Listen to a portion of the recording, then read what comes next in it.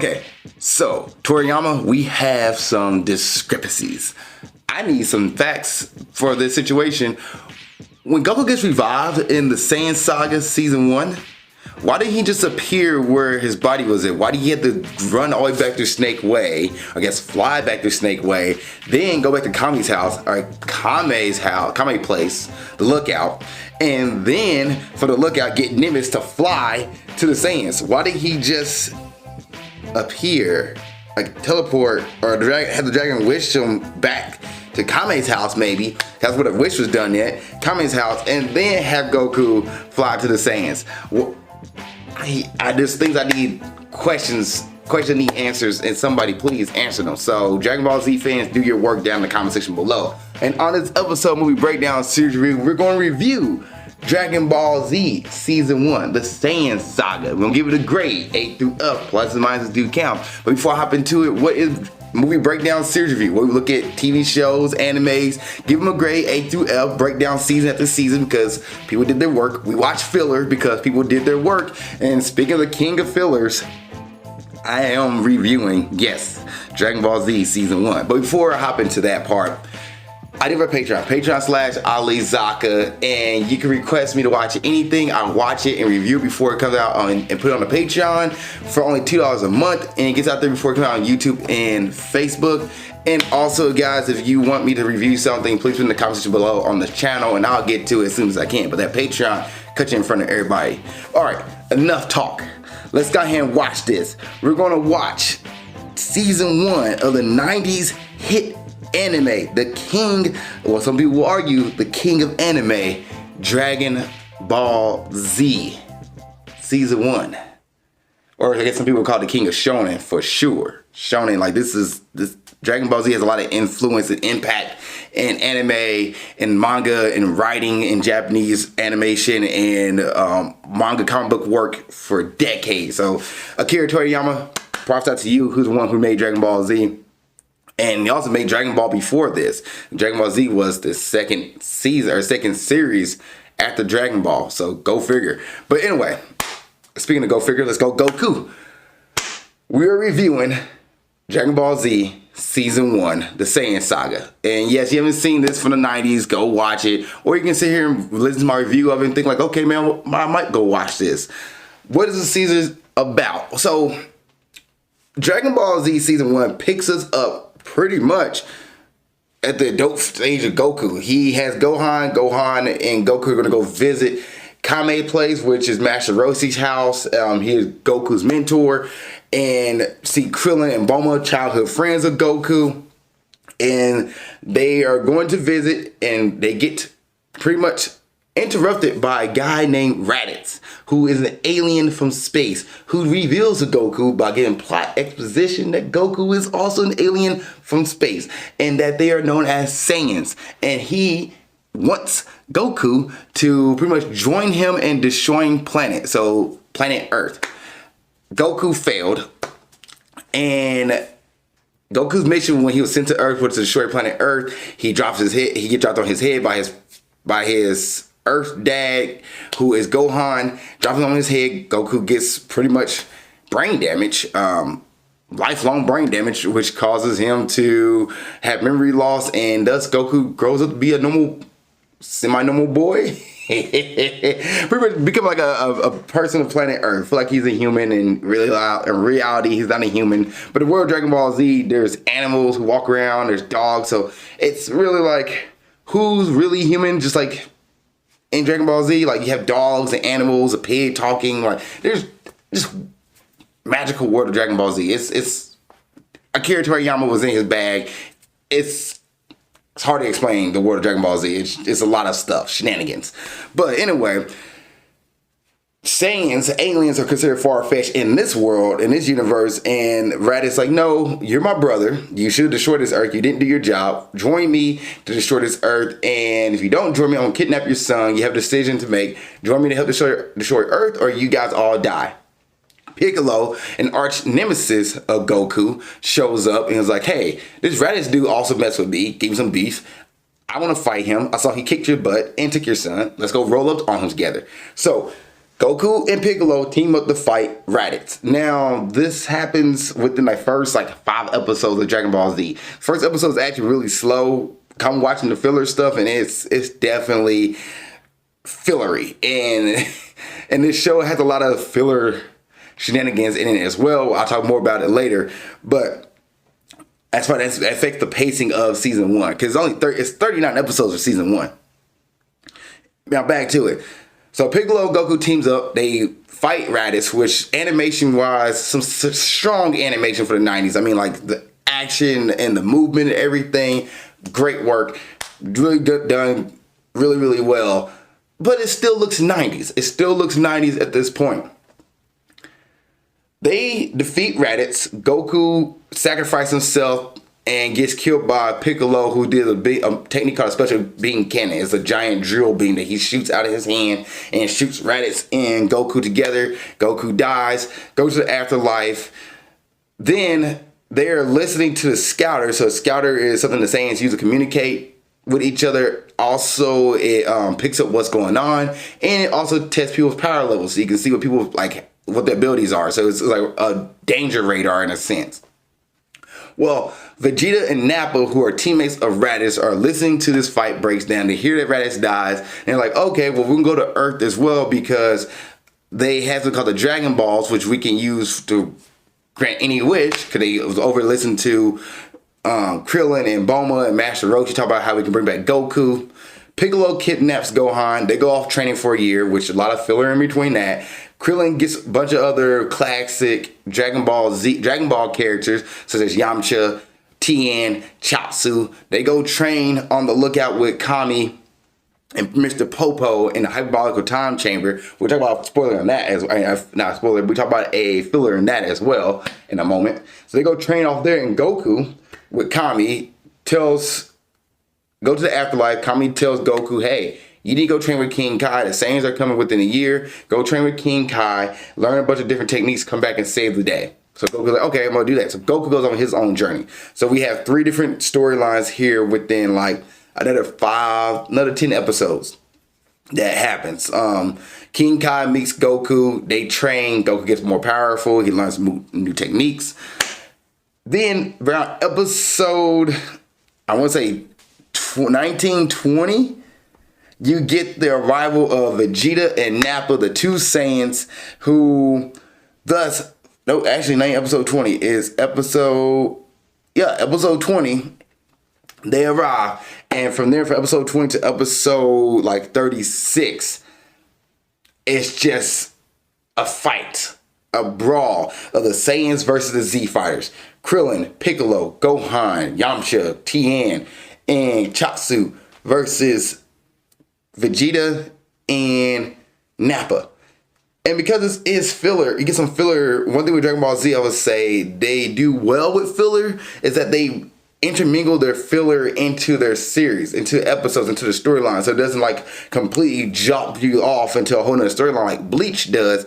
It continues on. So they add more fight sequences. And props to that, because Yamcha actually does pretty dang well in this fight. He actually has some good moments in the beginning of this fight. But Dragon Ball Z lore, when it comes to Yamcha, is he shows up, blows up, they to Cyberman, and they're just dead. He has no contribution whatsoever. And watching it back, he does have some contribution before he pretty much gets destroyed by Cyberman. And Krillin also goes off and does a few good things. But in reality, what happens is Nappa, who is the commander-in-chief, I believe, of the Saiyan army, just bodies everybody. Vegeta doesn't even step in, because Nappa, after Yamcha gets taken out by the Cyberman, Tien, Chiaotzu, Piccolo, Gohan, Krillin, they all try their hardest to defeat Nappa, and Nappa just step up, smack down, step up, smack down, step up, smack down, step up, smack down.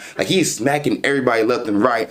They're throwing their hardest at him, and Krillin, gosh, I can't stand Krillin at times, because Krillin literally just sits here and complains over and over again. Goku! Goku! Goku! Goku, where are you? Like, okay, Krillin, calm down. We understand everybody's holding off till Goku shows up. It gets to the point where Vegeta's like, who is this Goku guy? Why y'all keep talking about Goku so much? Matter of fact, we'll wait for Goku. Well, Goku shows up the last minute like he does and everything else. This becomes a precedent for what happens years to come for the rest of the series. Where Goku's like, I'll let y'all guys take it. Everybody else like, we can't handle this beef. Goku shows up and squashes. He takes out Nappa, cleans him. Done. Power level over 9,000. He has been disarmed. Nappa, don't be a fool. Calm down. Squashed. I mean, squashed. And that disarm part was actually for TN. But anyway, squashed.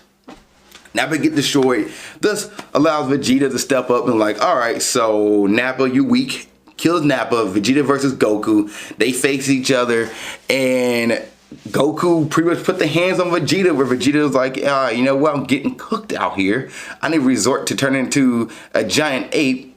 And what she does, because Saiyans can do that, if they look at the moon, they turn into a giant ape. Gohan does it in like episode 7 or 8, and Piccolo notices it, and he thus blows the moon up. So Vegeta's like, I need a moon, so he makes a moon, and thus turns into a giant ape, crushes Goku.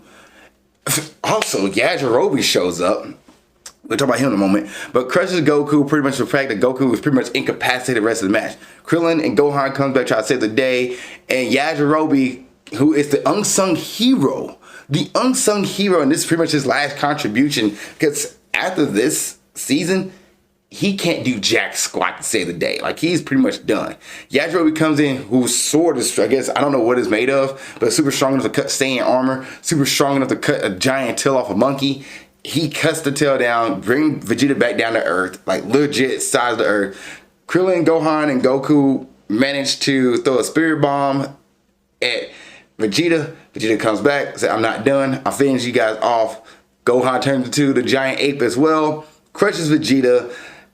After Vegeta managed to use the Destructo Disc, which I love how there's no conversation on how Vegeta does that. He just, I saw Krillin do it, I'm going to do the same thing. And cuts Gohan's tail down. Gohan crushes Vegeta. Vegeta's like, you know what? I'm done. I'm going home. I've been cooked. So Vegeta goes back to wherever he came from, which leaves the rest of the Z fighters to pretty much mourn the loss of their friends.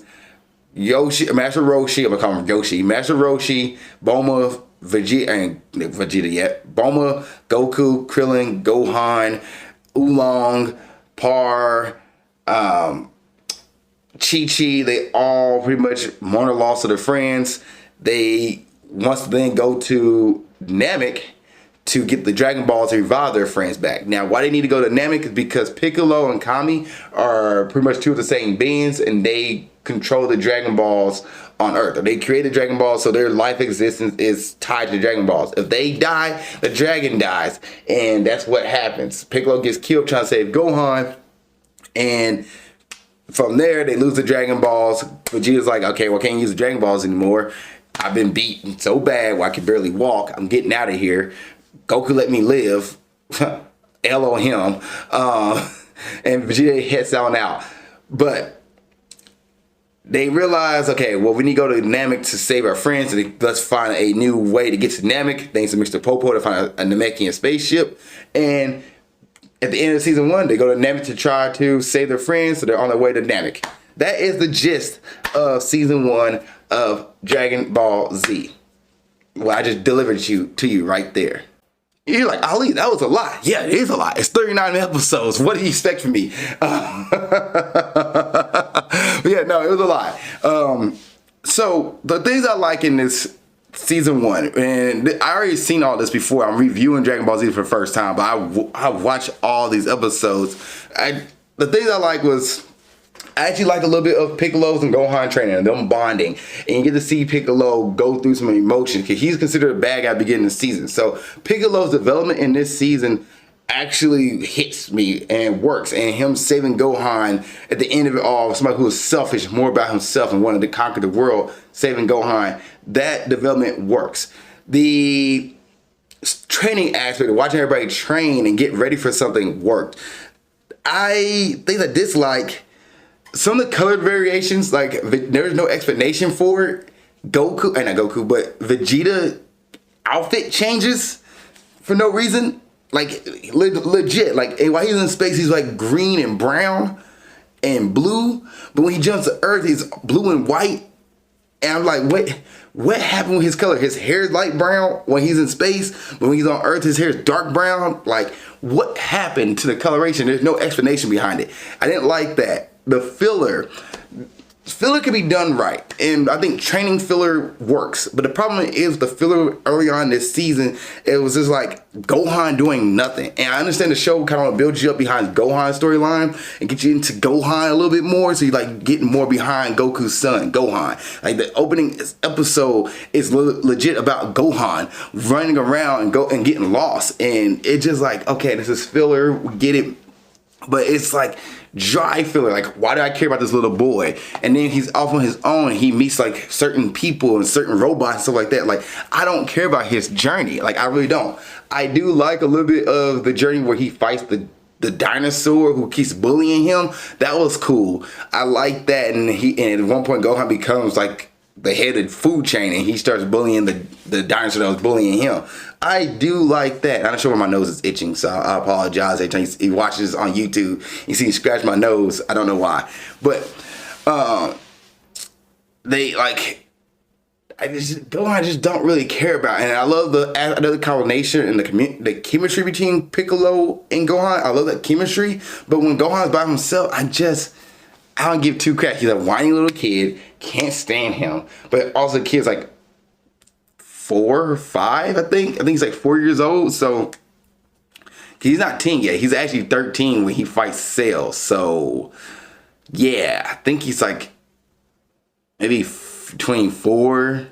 Nah, he's not 4. Maybe 5. Between 5 and 6, right at this point. So to me, it just Gohan. I didn't really like Gohan aspect of things, and then another thing I just didn't like when it came to this, the sort of filler there, and then the filler for Goku to get to King Kai's place. That filler could be taken out a little bit, but I understand back then you're making the show when the writing is going on with the manga, so you're trying to get ahead and give the Toriyama time to finish the manga or get further in the manga. So therefore you need stuff to add in. But if you're gonna do filler, sometimes make it where like the characters are training. Like I actually like to see Krillin and Yamcha and Tien.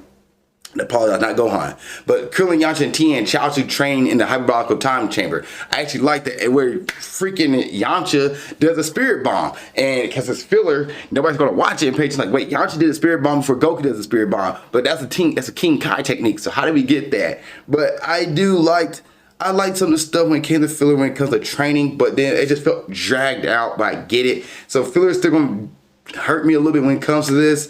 But then you get the fight scenes where characters are like staring at something, and they're staring, and then there's talking, and then they're staring, and there's talking, and they're staring. I know it gets worse, but you start seeing the seeds of this here. They'll yell at each other, scream, and then power up, and then move, and then we get the action. The action is actually really, really good. The action is really, really good. I mean, phenomenal fight work, animation, drawing style, technique, great work. Coloration, for example, when Goku does a Kamehameha to Vegeta, who's doing a Gallic gun, like the stances, the drawings, the details. Toriyama, great work. Funimation, great. Toei Animation, great work. But the filler it's gonna hurt, and it's gonna be something I'll be constantly complaining about throughout the series. So I'm sorry about it.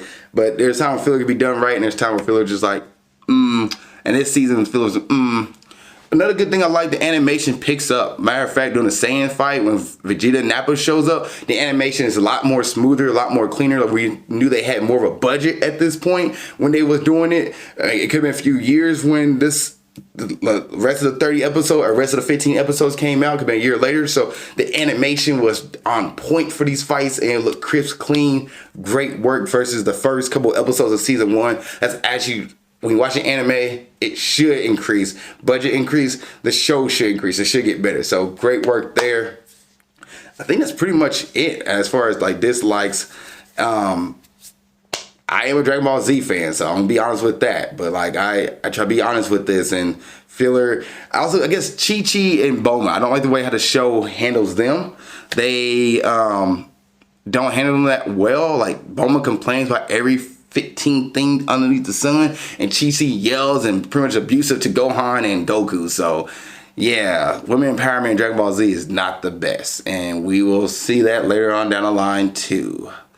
Also another thing which threw me off, so I don't remember watching this as a kid, but there's this episode where Bulma, episode like 39, 36, Bulma is legit in her like underwear for a whole filler episode, and I'm like, wait a minute, nobody's like interesting. I just don't remember showing on TV where Bulma was just walking around in her underwear. But yeah, she's in her underwear walking around the spaceship and then gets kidnapped. And the rest of the arc, she's not putting any clothes on. She's legit in gray underwear, and I'm just like, okay, well, sure. Like, and I don't know. I never found Bulma as a sex appeal character, so like it doesn't really like do anything for me. But just like, okay, interesting.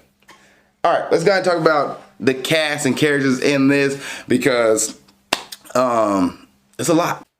Cast, crew, and details of writing and all that good stuff. So Dragon Ball Z is created by Akira Toriyama, and Dragon Ball Z, the anime, started in 1989 Japan, and season 1 goes to 1990 in Japan. In America, it gets released in 1996 in the dub, and then season 1 goes all the way to 1997 in the dub for season 1. Toei Animation is the one that animates Dragon Ball Z. And let's go ahead and get into the cast and characters of Dragon Ball Z for season 1. Alright, so let's start off with Goku. So Goku, alright, let's start off with Goku. So Goku, he's our protagonist. He is pretty much a young martial artist at this point who gets killed trying to save his son, and then want to come back and pretty much save the world. That is Goku. He's like your protagonist. At this point, he's not really somebody who changes most other people's thoughts. Like, he's just a really good dude, and he does, like, in a sense, affect the storyline, like by letting Vegeta go. Like, he talks Krillin down, but people respect Goku because he's one of the strongest fighters in the world. But for the most part, he's just, a good dude. Piccolo, this is his season pretty much. He goes from being, a monster villain to, all right, I want to defeat Raditz because he's stronger and basically I defeat him, I can defeat Goku and we can conquer the world, but we can't conquer the world if our world gets destroyed. So I'm gonna go ahead and team up with Gohan and the Z Fighters to defeat the Saiyans to save the planet so I can conquer it. But as he's teaming up with Gohan and training Gohan, he gets his attachment to Gohan like a father-son bond, and his heart becomes more and more pure as the season goes on. He also learns about his background, his heritage, as him being a Namekian, because Vegeta and Nappa, when they show up, they're just like, oh, there's a Namekian. The green skin and pointy hairs give it away. And then Piccolo's like, I'm a Namekian. I know it's true. This is my backstory. And I'm just like, okay, sure. So Piccolo, and it's just funny how the writing goes where the villain just gives random exposition to the good guys. They do it both. Raditz does it. Vegeta and Piccolo, Vegeta and Nappa does it. They just give exposition to, characters that don't really need it. Piccolo didn't need to know that. Matter of fact, Nappa and Vegeta didn't need to say that. I'm gonna say Nappa and Raditz, but Nappa and Vegeta didn't need to say that. It makes sense why Raditz would tell Goku what his mission was, because Goku should have done it. Like, he's been on this planet for 20-something years at this point. He should have destroyed this planet and conquered, but he didn't. And then gonna find out Piccolo and Goku have the same backstory almost. So Goku was sent to Earth to destroy it. Piccolo was sent to Earth as a refuge to escape a destroying planet Namek. And they both kind of, Goku, get picked up by somebody and thus, become who he is. Piccolo's in isolation, and then he becomes a villain. So it kind of gives a little backstory and flesh out Piccolo a lot more. Gohan, he's a kid. So he's going to be a little annoying at certain points in time where he's can't step up and he's afraid to do stuff, but he can also talk big, but he's also scared to fight. And really this season, like, he's afraid unless he goes to unlock his rage mode, which he does against Raditz. He goes berserk for a moment, and then he does it against Vegeta and goes toe-to-toe with Vegeta. And Vegeta's like, I'm getting cooked by a little kid right now, right? It's like, how does a little kid have the power level over, 10,000? What is going on here? So Gohan has moments of bursts, and you kind of watch it and see like, all right, well, he's gonna pop off again. He's gonna pop off. He's gonna pop off. He's gonna pop off. He's not. Okay, Gohan's a punk. He's not gonna fight. So this season does have moments for Gohan, and Gohan steps up and becomes stronger and more brave, because at the beginning of the season, he is scared. He's a scaredy cat, and he's afraid to fight. He's running away, and he learns how to find courage and learn how to survive on his own thanks to Piccolo. Krillin, big talk for a guy who's always screaming for Goku. Krillin will always scream for Goku, but Krillin will stand on his business. I'll give him props for that. Like, he was trying to kill Vegeta at the end of the season, and Goku's like, no, Krillin, don't do it. And Krillin doesn't kill Vegeta, which is a horrible move. And it become a good one, actually. Goku does speak some truth into existence. He's like, look how Piccolo changed. Maybe Vegeta one day will change, and maybe he'll be saving us one day. Well, that actually does come to fruition. That's written back in the 90s. Like, it does come to fruition in the early 2000s. So, give him props there. But for the most part, like, Krillin just kind of like the sidekick character who's more support, but also he's a little bit more comic relief. He always try to crack jokes. Usually the scaredy cat, and he's all right. You have Tien. Tien is... He's like, for the most part, he's just guy who wants to train and get stronger, and he also wanted to defeat the Saiyans, so he was cool. Chaozu, Tien's pal.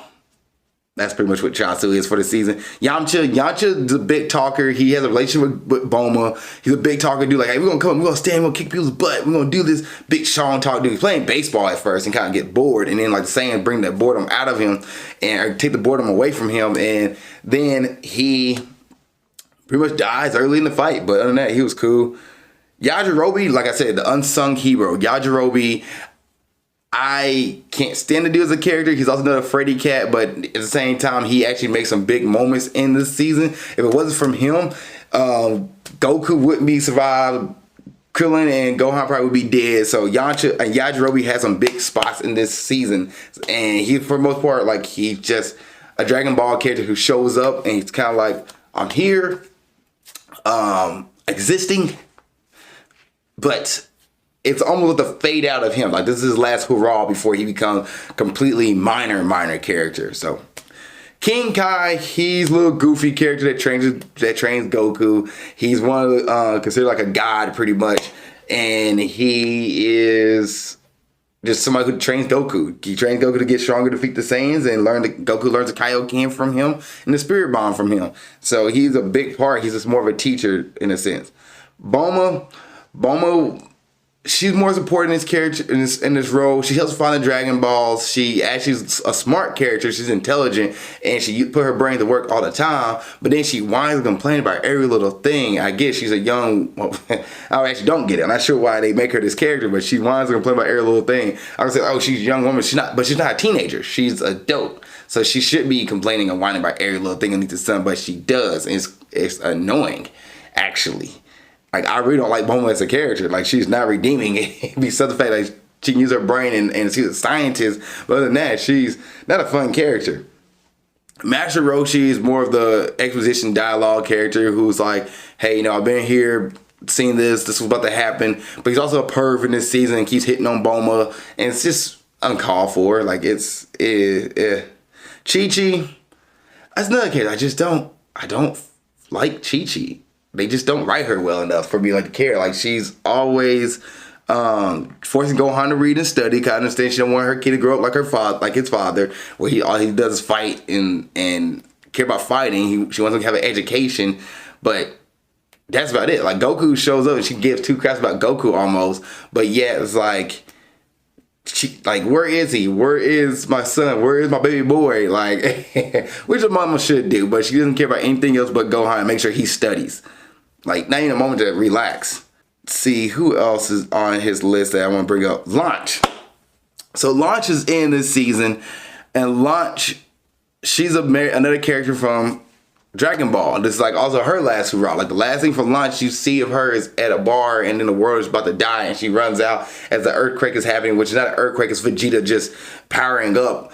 But Launch, for the most part, she was with Tien, hanging out with Tien in the beginning of the season, and then Tien gets away from her to go train, and Launch kind of does her own thing. I kind of wish they would have brought back Launch. She could have been an interesting, dynamic character. Heck, even in the Dragon Ball Super Saga, she could have been more of a fun character for that. But yeah, it is what it is. Launch is no longer existing, and they just kind of forgot about her.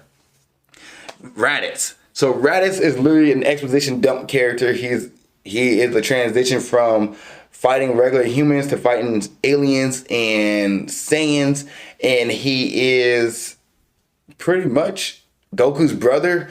Tells Goku what he should have been doing. Goku's like, nah. Raditz like, all right, well, join me or watch the planet destroy with your son. And Goku squares up with Raditz and beats Raditz, and that's pretty much it. Then you have Vegeta and Nappa. Nappa just he's not that smart. He's more of just a bruiser, a beast character where he just wants to fight everybody and tackle people and destroy people. And he doesn't use that much brains when it comes to fighting. He's going to just square up and is like, hey, I'm a tank. Try to take me down. So Nappa is that kind of character, and Vegeta is the more smart, intellectual character who's like, all right, I'm going to take things more of a different approach. So Nappa is just the bruiser tank, and he is considered the chief of all Saiyans, the chief of security, not chief of security, not chief of staff, chief of command for the Saiyans. And yeah, he's all right. Like he's another battle character. And then you have Vegeta, who got more layers to him. He's more like an onion. Shrek reference. But Vegeta is somebody who's like, all right, so this is what we're about. That's what I'm going to do. I'll set my business. We're going to collect these Dragon Balls, destroy Earth, and get on out of here.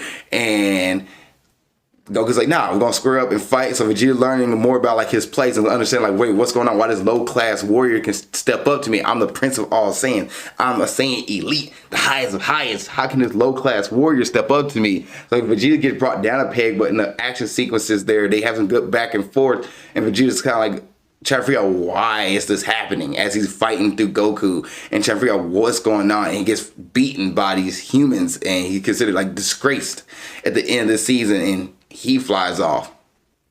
And that's pretty much it for the characters. I don't think there's really much else anybody else I want to point out. Any other thoughts? The music. So the Bruce Falconer score hasn't hopped in yet. Now I'm watching the original TV dub, Funimation dub, that had the Bruce Falconer score, and it hasn't clicked in yet. So it might come in season 2, but as of right now, it's not there yet. And it's okay. Like the soundtrack is not that classic Dragon Ball Z soundtrack, but it works for certain moments. But I think that's why when it comes to my nostalgia with Dragon Ball Z, I don't think back to the Saiyan Saga that much because the music score doesn't hit me as hard. Unlike the Namekian Saga, the Namek Saga, and the Frieza Saga, and the Cell Saga, where those soundtracks and scores elevate certain scenes. This season doesn't do that. The fighting more elevated, the animation is more elevated, but the music doesn't. So there's that. There are times where I notice, like, for example, Goku and Vegeta, when Goku fights Nappa, it's like sunset. Then they fly away. I guess they fly like an hour or two ahead because it goes back to midday, and then it finally gets to sunset again when they fight in the desert versus fighting in the wasteland versus fighting in the plains. But it was just like interesting that this landscape changed, and I don't know if that was on purpose or they could have done a pink background forever. I don't know, but that was something I noticed, like the coloration and the background, stuff like that. But also the '90s anime.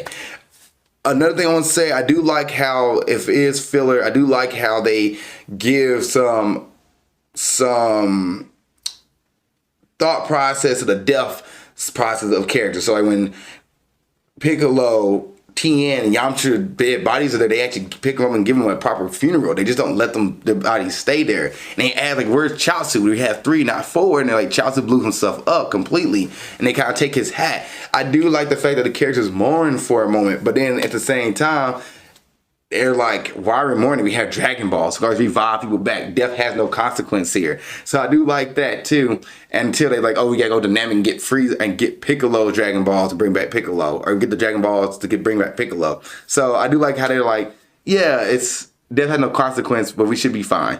But I do like how the fact they mourn for their friends for the moment. So props to that. Is this a season you should binge? I think you can binge after Vegeta Nappa arrives, but the first half I wouldn't binge it. And grading time. I'm gonna grade Dragon Ball Z Season 1, the Saiyan Saga. I'm gonna give this a solid B grade. This gives a B for me. The reason why is because it's a good introduction to Dragon Ball Z.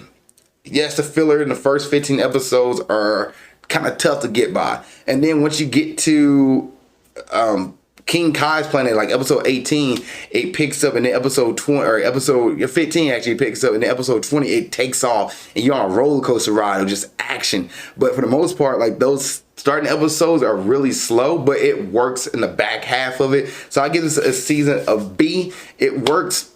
There are moments in the first 15 episodes that also grabs you in, that doesn't like leave you hanging. So I give them props for that. It's a B. It gets an 85% from me. And I don't know what IMDb gives season 1. I don't think there's really a grade you can give for each season for Dragon Ball Z. So I'll probably wait till do the overall grading. But as of right now, season 1, the Saiyan Saga, gets a B from me. And that's it. If you guys seen Dragon Ball Z, the Saiyan Saga, what did you guys think? Please put in the comment section below. Other than that, see you guys next episode, movie breakdown, series review, and keep being awesome. Thank you so much for making it to the end of this video. I really appreciate that. Please don't forget to like, subscribe, and comment. If there's a review you want me to watch or do, let me know. Please put it in the comment section below this video. Also, you want to watch the last episode movie breakdowns, it's right there. Just gotta click on it and you'll be able to watch it. Thank you guys so much. I appreciate it. Love y'all, and keep being awesome.